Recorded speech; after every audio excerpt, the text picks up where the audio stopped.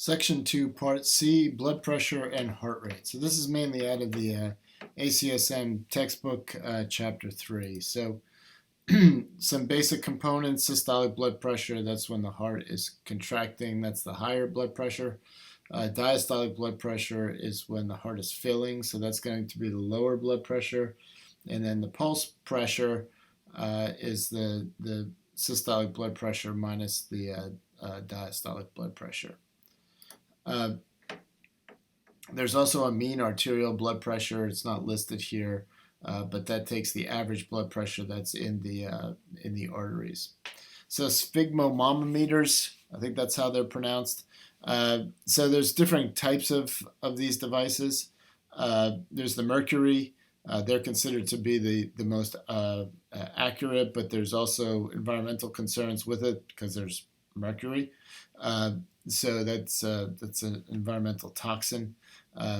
So you may or may not see those. A lot of other kinds will have ones with the dial.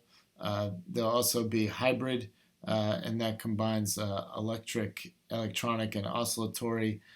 These are the automated blood pressure cuffs. So to continue on, the automated devices, they eliminate the need of a technician, which makes it nice because if you have skills in taking blood pressure or not, doesn't really matter. It does the work for you. So these devices typically go around the arm, either the wrist or the finger. The arm ones are considered to be more accurate. You see a lot of these devices that, for sale. You can buy them on Amazon or at a drugstore that are available. Validity varies on the devices.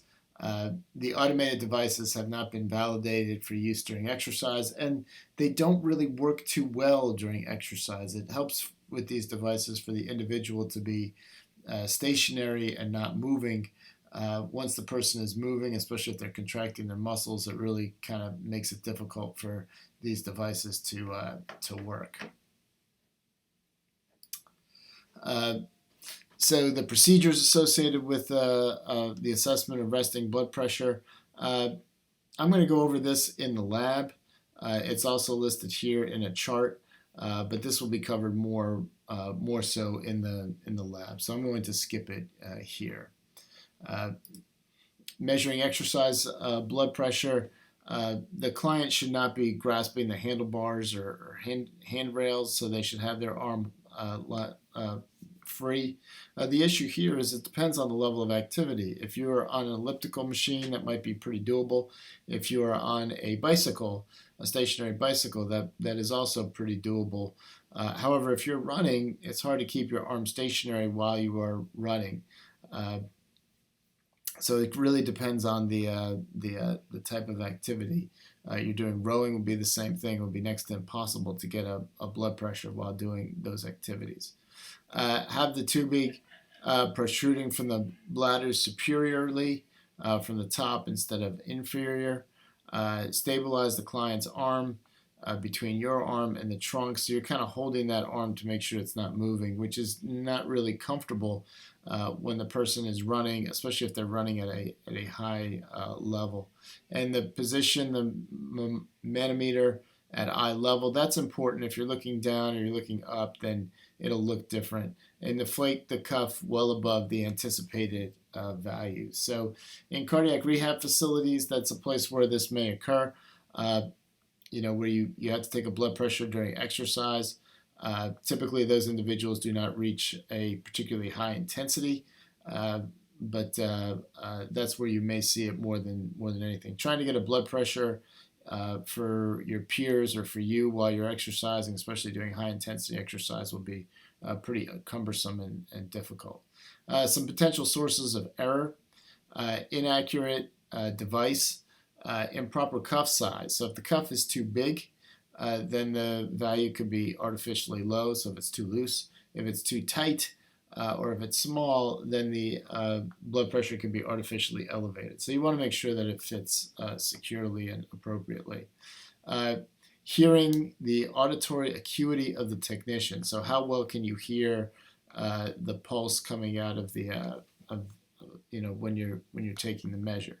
The rate of inflation and deflation. Typically, they recommend 1 or 2 millimeters of mercury per second. So it's a nice steady rate. It's not too fast, not too slow. Uh, that helps. That's usually the best. Experience of the technician, faulty equipment, improper stethoscope placement. Make sure that you have the pulse, that you're the pulse in the antecubital space. So that's the space on the anterior aspect of the elbow. So the elbow bone would be posterior. That space on the other side would be the anterior space.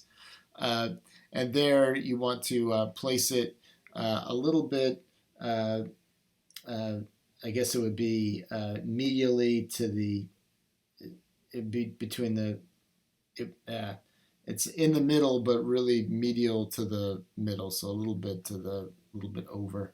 It helps to try to feel for the pulse ahead of time, so that you know you're putting the stethoscope in the right place. It's a bigger issue for larger individuals, so larger individuals will have a larger antecubital space. Uh, so it's a, and they may have, and they probably will have more fat. So it's harder to hear the blood pressure. So making sure you have the right spot is much more important. You get a smaller individual, it's probably going to be much less of a problem. Not having the cuff at heart level, uh, uh, certain physiologic abnormalities. You're unlikely to come across this. Reaction time of the technician between hearing it and seeing where it is on the sphygmomanometer. Background noise. This has become an issue with treadmill. If you have a treadmill, you hear the foot hitting the treadmill as well as trying to hear the pulse, and then you have to differentiate between the two, which can be challenging.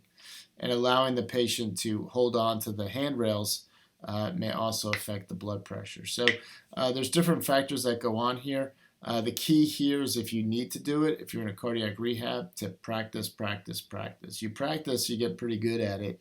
But without practice, especially the first time you do it, if you do it in the lab, it can be quite difficult and frustrating and cumbersome. So it depends on how important it is. If it's important, then the key is to get some good practice. So classification and management of blood pressure for adults. So what are the different categories, and then what should you do about it? This is a chart or a table in your text, table 2.3. So systolic blood pressure, the normal is 120 over 80. I don't know if personally I prefer the term ideal. That's where we want it to be. Generally, the lower the blood pressure, the better, as long as they're not having issues where they're losing consciousness, passing out. But otherwise, we want the lower the blood pressure, really the better. Elevated blood pressure is between 120 and 129 for systolic. It's still considered to be below 80 for diastolic. They really want that diastolic under 80. Stage 1 hypertension is essentially anything above 130 over 80. Excuse me. This is a this is a new criteria that has just recently changed. So the old criteria was 140 over 90. The new criteria is essentially 130 over 80. So anything above that is considered to be stage 1 hypertension. And then stage 2 hypertension would be over 140 over 90. Some of the issues here is that they want people to engage in that lifestyle modification. So if they have it at this, stage 1 hypertension, make sure to engage in lifestyle modifications, and then the individual will work with their physician to determine if they should be on blood pressure lowering medication. It also indicates that you might be at somewhat increased risk of a cardiovascular event. So blood pressure is important. You should measure it and watch out for it. And I will state it here that for the record, I believe that every family should have a automated blood pressure cuff or device. The reason for this is it's important to monitor your blood pressure, and blood pressure is kind of a silent killer. So just because you have high blood pressure, you really don't have any symptoms from the high blood pressure, but the high blood pressure is causing significant harm to the body. So we want to make sure that you monitor the blood pressure. I say for each family to have one. It's probably not necessarily for each individual to have one, but if your parents or grandparents have one, then when you visit them, you could take your own blood pressure, see what it is. Your parents can see what their blood pressure is. Everybody can kind of keep an eye on it to see what it's doing, and if it's high, then they can get the help from a physician or make the appropriate adjustments. So really everybody should be measuring their blood pressure on some sort of regular basis. To have an automated cuff, the cost is around, I'd say, $50 to $75. My guess is it's around $60. So it's something that's definitely affordable for really every family to have. So some of the other treatments that go along with blood pressure, definitely lifestyle modifications. That's the cornerstone. The first thing that people get is typically medication, and medications are important. But along with medications, you need to do the lifestyle modification. It is part of the therapeutic modality. So some of that includes physical activity, weight reduction, eating a healthy diet, the DASH diet, which is rich in fruits and vegetables, low in dairy products, reduced saturated and total fat, also reduced salt, sodium consumption. It's a generalized healthy diet. And then moderation of alcohol consumption. You don't want to consume more than 1 or 2 drinks per day. So kind of keep that in mind. And usually these blood pressure lifestyle modifications, each individually will lower the blood pressure a little bit. So when you put them in combination, it can help to get the blood pressure normalized and under control. But oftentimes they're not enough, so that's why we also rely on medications as a mainstay of the therapy. Heart rate. The basic classifications of heart rate. Bradycardia is a heart rate under 60. 60 to 100 is considered normal, and over 100 is considered to be tachycardia. Keep in mind with heart rates that you need to figure out, like, why is the heart rate what it is? If you're resting and you're aerobically trained and your heart rate's under 60, that might be completely normal.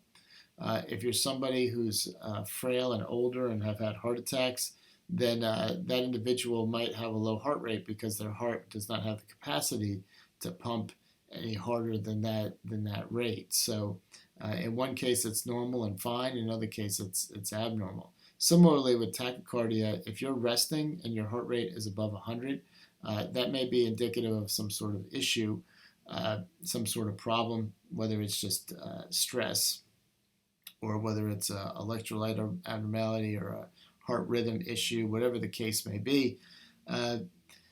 In some instances, it may be a problem, like in the ones I just mentioned. However, if you're exercising, you expect your heart rate to be over 100, and that's completely normal.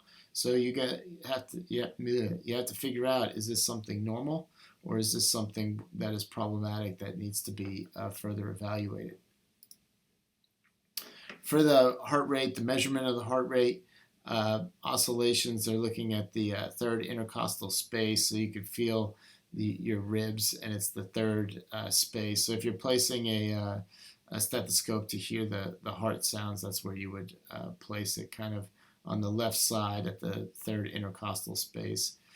Palpation, so this is feeling for the blood pressure. You have the brachial artery. That would be something that you feel kind of in the elbow. So if you're taking a blood pressure, you feel for the brachial artery. Carotid artery is in the neck. The radial artery is in the wrist. Temporal would be in the head. Typically, the radial and carotid is what most you feel for the most. Just as a public service announcement, if you're measuring a carotid artery, you measure it only on one side. Do not measure it on both sides at the same time. That can keep blood flow from going up to your head and cause the individual to pass out. So definitely do not want to do that. So the palpation techniques, we'll go over this in lab as well. I think most people probably know how to do it.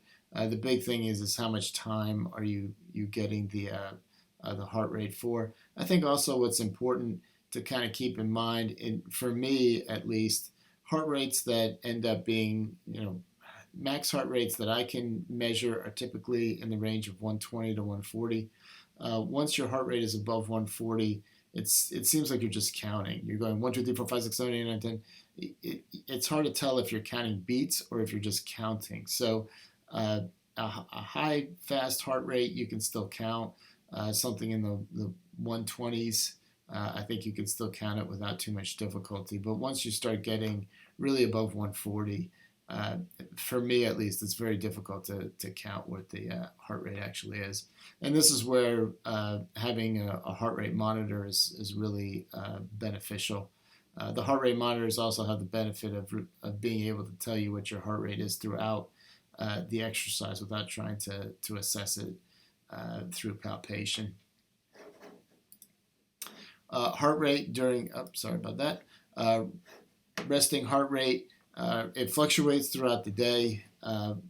It's generally between 60 and 100, but it can fluctuate lower in the supine or laying down position than sitting or standing, often but not always indicative of cardiorespiratory fitness. So a lower resting heart rate can be associated with improved levels of aerobic fitness. The electrocardiogram, you should remember this from your physiology course. The P wave is the depolarization of the atria, the PR interval delay from the AV node, QRS complex, ventricular depolarization, ST segment, and T wave ventricular repolarization. We really don't see atrial repolarization in the ECG. I would refer you to a physiology textbook if you want more information on these things.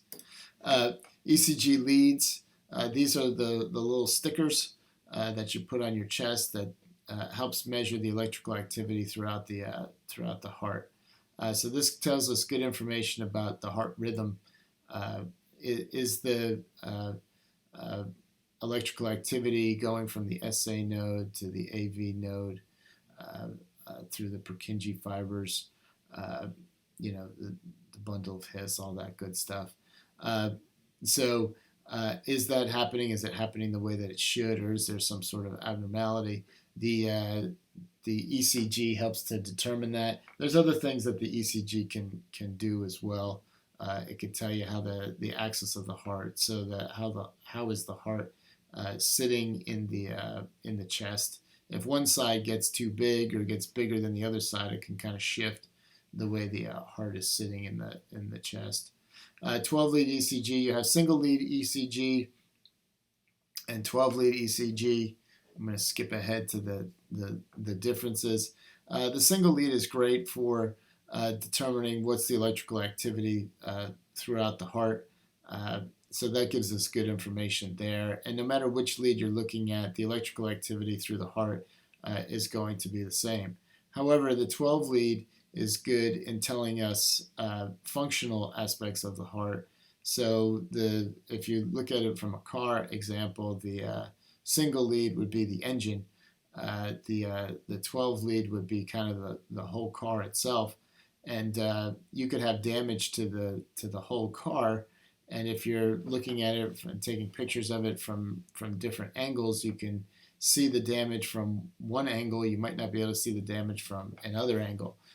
Whereas the basic functioning of the heart is going to be the same no matter which lead you're looking at. So it doesn't quite exactly work with the car example, but the single lead would kind of address how was the electrical activity going through the heart. And as I said, the electrical activity, it's still going through the heart the same way no matter which angle you're looking at. So the 12 lead is great for determining if the person has heart damage, and if there's changes to the axis of the heart.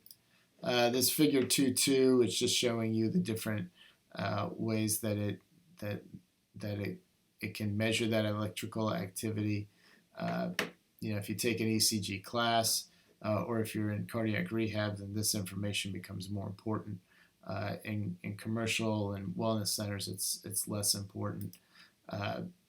these are different leads that will be evaluated and looked at. Again, I'm not going to talk about it too much here, but if you get into cardiac rehab, it becomes important. And in cardiac rehab, as well as in general, what becomes important is being able to read the physician's notes on the ECG. So, what is that?